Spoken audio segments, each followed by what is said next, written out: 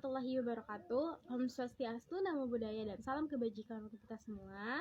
Selamat siang semuanya. Perkenalkan, nama aku Siti Nurlita. Aku dari jurusan Ilmu Pemerintahan angkatan 2023 kelas 3C, yang mana pada kesempatan kali ini saya akan mempresentasikan hasil penulisan saya sebagai tugas akhir dari mata kuliah pemerintahan daerah.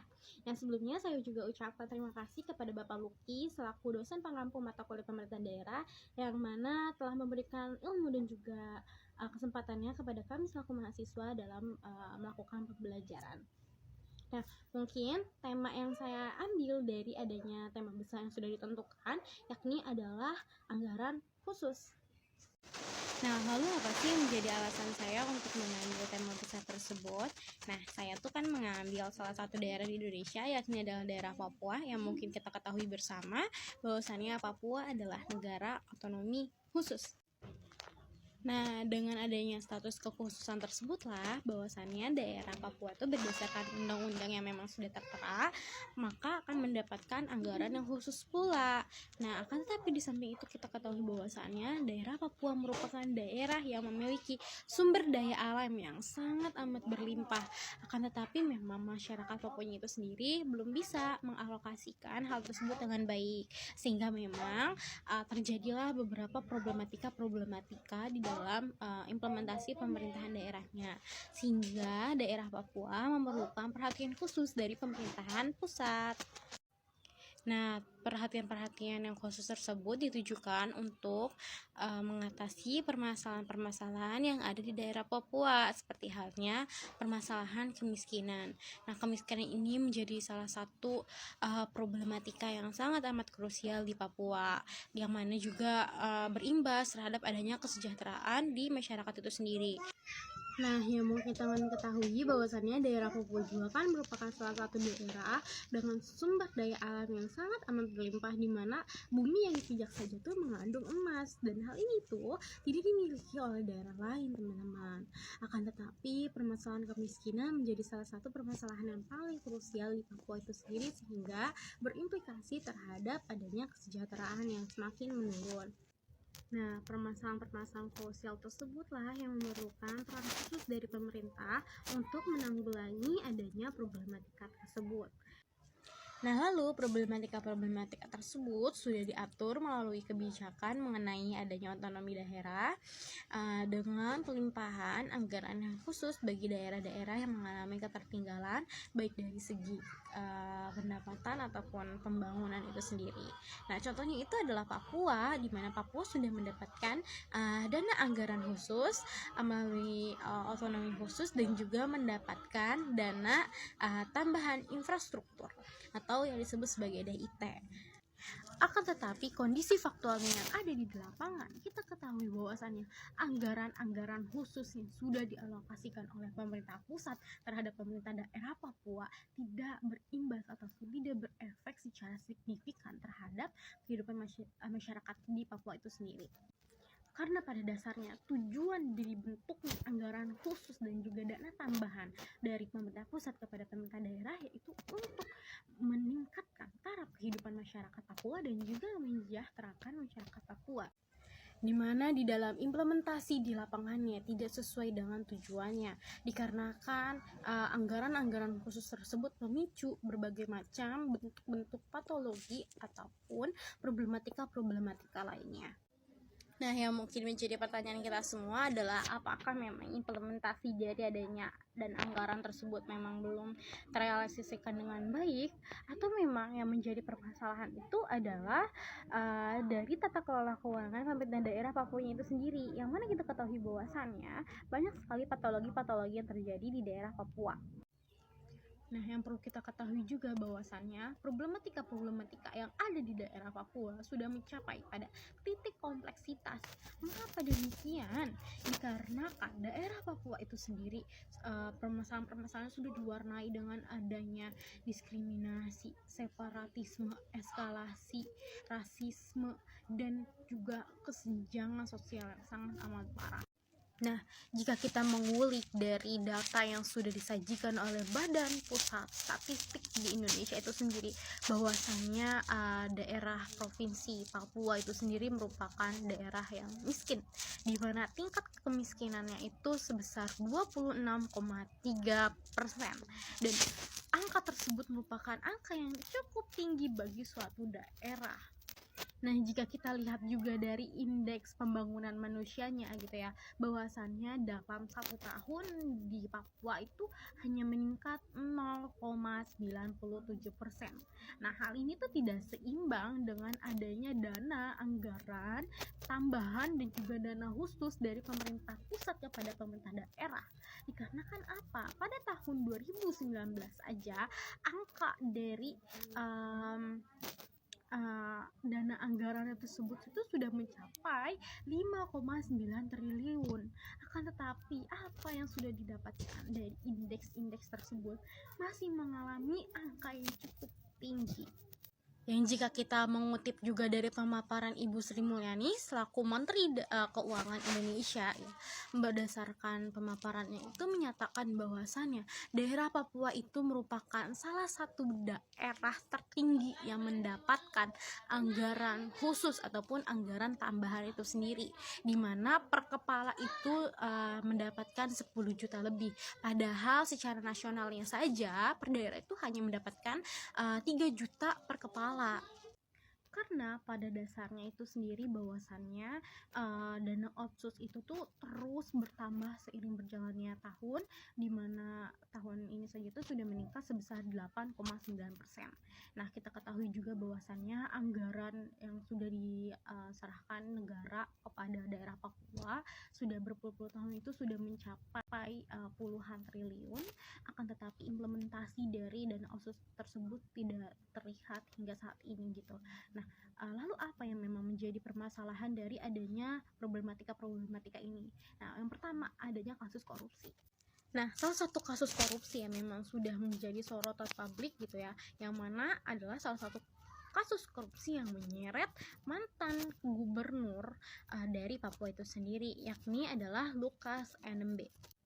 Lukas NMB ini merupakan salah satu kepala daerah di Papua yang memiliki sumber kekayaan yang sangat berlimpah, di mana hal ini tidak relevan gitu ya dengan masyarakat di sana kondisinya gitu, di mana masyarakatnya mengalami kelaparan, mengalami kesulitan, di mana mereka hanya mendapatkan makanan aja tuh masih bisa berdasarkan sistem barter gitu ya, karena memang angka ataupun harga pangan pangan itu sangatlah tinggi gitu ya, sehingga masyarakat melakukan sistem barter. Nah, akan tetapi di sisi lain gitu ya, pemerintah ataupun kepala daerah mereka sendiri itu sangat bergelimpangan harta.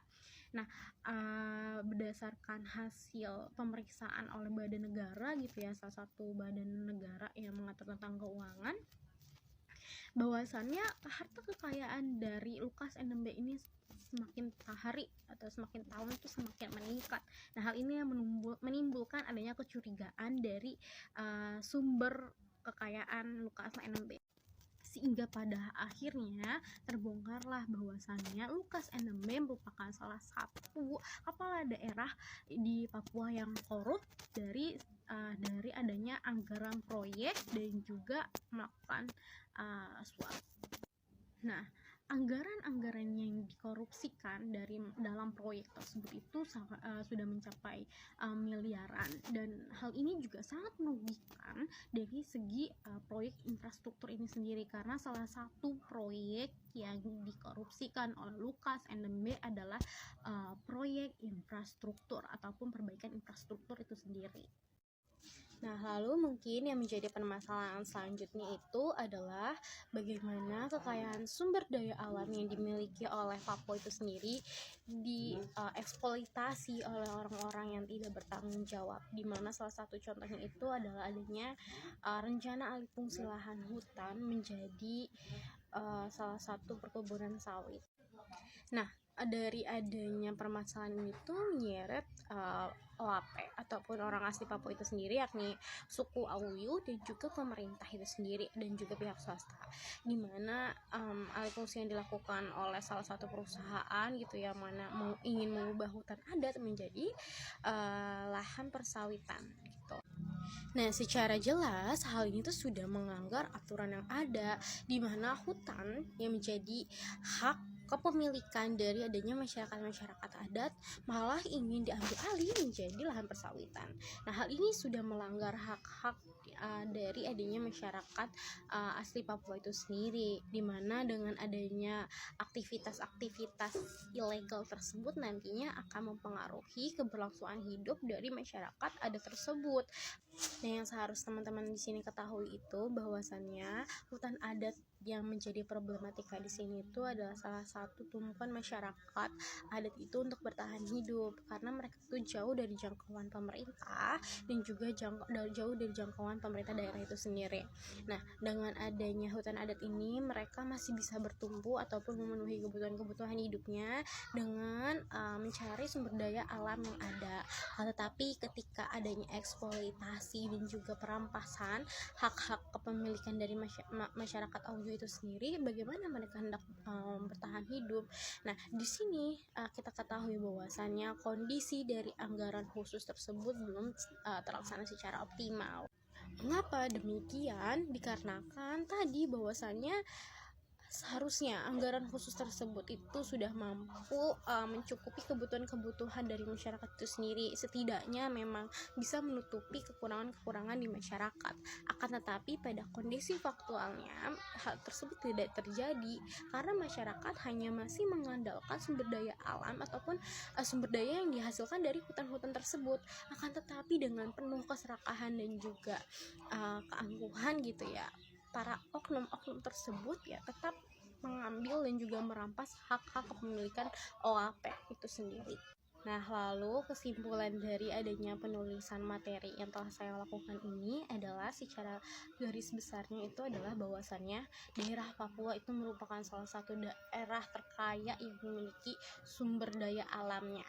Akan tetapi dari segi pendapatan dan juga penghasilan, mereka merupakan salah satu daerah termiskin di Indonesia.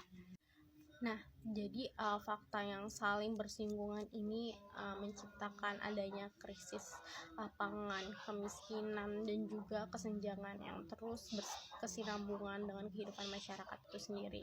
Sehingga pada akhirnya memang permasalahan-permasalahan lainnya tidak dapat terelakkan. Nah, salah satu contoh permasalahan-permasalahan tersebut adalah separatisme. Nah, mungkin teman-teman juga sudah ketahui gitu ya, bahwasannya separatisme ini merupakan salah satu konflik yang terus memanas di Papua itu sendiri, di mana gerakan-gerakan yang dilakukan oleh oknum-oknum Papua itu sendiri ingin melepaskan diri dari Papua dan juga hal lainnya, dikarenakan itu tadi bahwasannya mereka merasa terpinggirkan dari negara ini sendiri, di mana kesejahteraan dan juga kehidupan mereka tuh terasa sangat diabaikan oleh pemerintah itu sendiri. Sehingga memang pada akhirnya balik lagi dengan pembahasan anggaran khusus yang memang implementasinya itu belum berjalan dengan baik. Selain dari adanya implementasi yang memang tidak tepat gitu ya, belum cukup sasaran, dan juga ada permasalahan lainnya, yakni adalah permasalahan tata kelola keuangan pemerintahan daerah Papua itu sendiri, di mana seharusnya dengan alokasi dana anggaran yang sangat besar, baik dari dana otsus dan juga dana tambahan, bahkan juga ditambah dengan adanya dana pendapatan daerah sendiri gitu ya, dari para wisata dan sebagainya macamnya, seharusnya memang cukup mampu gitu ya. Apalagi juga dari segi sumber daya alam yang dimiliki oleh Papua itu sendiri, dalam kacamata secara singkat itu ya, bahwasannya ya seharusnya daerah Papua itu memang harusnya mampu gitu untuk menciptakan adanya kesejahteraan. Akan tetapi pada kondisi faktualnya di lapangan hal tersebut tidak terjadi gitu, malah banyaknya eksploitasi, diskriminasi, separatisme yang mewarnai demokrasi di Papua itu sendiri. Sehingga pada akhirnya permasalahan-permasalahan tersebut memang harus segera dientaskan. Anggaran otsus yang memang sudah mencapai triliunan tersebut mampu terrealisasikan dengan baik, dimana dengan meningkatkan transparansi dan juga akuntabilitas dari para aparatur itu sendiri. Dan mungkin juga salah satu faktor utamanya itu adalah meningkatkan sumber daya manusianya itu sendiri, karena kita ketahui bahwasanya tadi yang sudah saya bicarakan mengenai adanya penangkapan dari kepala daerah yang sudah korupsi tetapi masih dilindungi oleh masyarakat Papua itu sendiri, dikarenakan itu tadi masih adanya kurangnya kesadaran masyarakat akan hal-hal seperti itu. Sehingga diharapkan dengan adanya meningkatnya sumber daya manusia dan juga kualitas birokrasi di Papua itu sendiri mampu meningkatkan kesejahteraan manusia. Nah, mungkin segitu saja yang mampu saya paparkan mengenai materi yang saya pilih dalam memenuhi tugas akhir mata kuliah pemerintahan daerah. Kurang lebihnya mohon maaf. Wabillahi taufiq wal hidayah. Wassalamualaikum warahmatullahi wabarakatuh. See you guys.